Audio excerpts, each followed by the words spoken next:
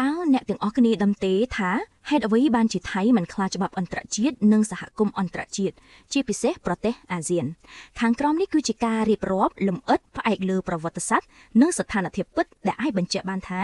ថៃមិនខ្លាចច្បាប់អន្តរជាតិជាពិសេសក្នុងបរិបទអាស៊ាន1បេតិកភណ្ឌប្រវត្តិសាស្ត្រនិងស្មារតីឯករាជ្យថៃគឺជាប្រទេសតែមួយក្នុងអាស៊ីអាគ្នេយ៍ដែលមិនធ្លាប់ជាអាណានិគមពួកគេរក្សាភាពឯករាជ្យតាមរយៈការទទួលសម្រុះសម្រួលរវាងអង់គ្លេសនិងបារាំងថៃបង្កើនចិត្តមានទំនុកចិត្តខ្ពស់លើសមត្ថភាពខ្លួនឯងនិងអារម្មណ៍ថាអាចដោះស្រាយស្ថានភាពដោយមិនត្រូវឲ្យអង្គការក្រៅប្រទេសចូលមកបង្ខំ2ទីតាំងភូមិសាស្ត្រនិងឥទ្ធិពលសេដ្ឋកិច្ចថៃស្ថិតនៅកណ្ដាលអាស៊ីអាគ្នេយ៍ជាច្រកសំខាន់សម្រាប់ពាណិជ្ជកម្មនិងយុទ្ធសាស្ត្រមានសេដ្ឋកិច្ចធំបំផុតមួយក្នុងអាស៊ាននិងជាគោលដៅវិនិយោគធំប្រទេសជាច្រើនមិនចង់ប៉ះពាល់ជាមួយថៃទេបើទោះជាមានការប៉ះទង្គិចផ្នែកច្បាប់ក៏ដោយ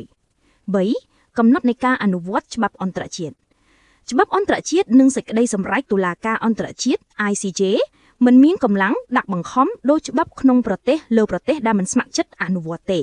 ដើម្បីឲ្យប្រទេសមួយអនុវត្តត្រូវការសម្ពាធធំទូលាយពីប្រទេសផ្សេងៗ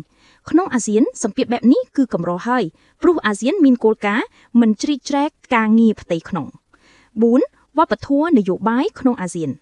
អាស៊ានផ្អែកលើការព្រមព្រៀងស្ម័គ្រចិត្តនិងការពិភាក្សាជំនួសការដាក់ទណ្ឌកម្មព្រួយថៃមានទំហំសេដ្ឋកិច្ចនិងអំណាចយោធាធំសហសមាជិកមិនងាយប្រើវិធានតឹងរឹងដើម្បីជំទាស់នឹងថៃទេ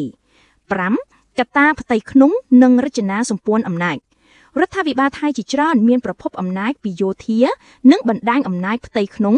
ដែលអាចមិនប្រកាន់សំខាន់ចំពោះសម្ពាធក្រៅប្រទេសការអប់រំនិងប្រព័ន្ធព័ត៌មានក្នុងប្រទេសសាងសង់ការយល់ឃើញថាថៃត្រូវការពារសិទ្ធិនិងអំណាចរបស់ខ្លួនទោះបីជាមានការរិះគន់ពីក្រៅក៏ដោយ6សេចក្តីសន្និដ្ឋានការមើលទៅមិនខ្លាចច្បាប់អន្តរជាតិរបស់ថៃគឺបណ្ដាលមកពី1បេតិកភណ្ឌប្រវត្តិសាស្ត្រដែលធ្វើឲ្យមានទំនុកចិត្តខ្លាំងលើឯករាជ្យ2ឥទ្ធិពលសេដ្ឋកិច្ចនិងទីតាំងយុទ្ធសាស្ត្រ3កម្រិតនៃការអនុវត្តច្បាប់អន្តរជាតិ4រចនានិងវប្បធម៌នយោបាយអាស៊ាន5កម្លាំងអំណាចផ្ទៃក្នុងរបស់រដ្ឋាភិបាលលទ្ធផលនៃកត្តាទាំងអស់នេះគឺថៃអាចទាមទារអត្ថប្រយោជន៍ជាតិឯងហើយមិនងាយខ្លាចសម្ពាធច្បាប់អន្តរជាតិឬសហគមន៍អន្តរជាតិដោយប្រទេសខ្លះទេចាសូមអរគុណសម្រាប់ការចំណាយពេលតាមដានស្ដាប់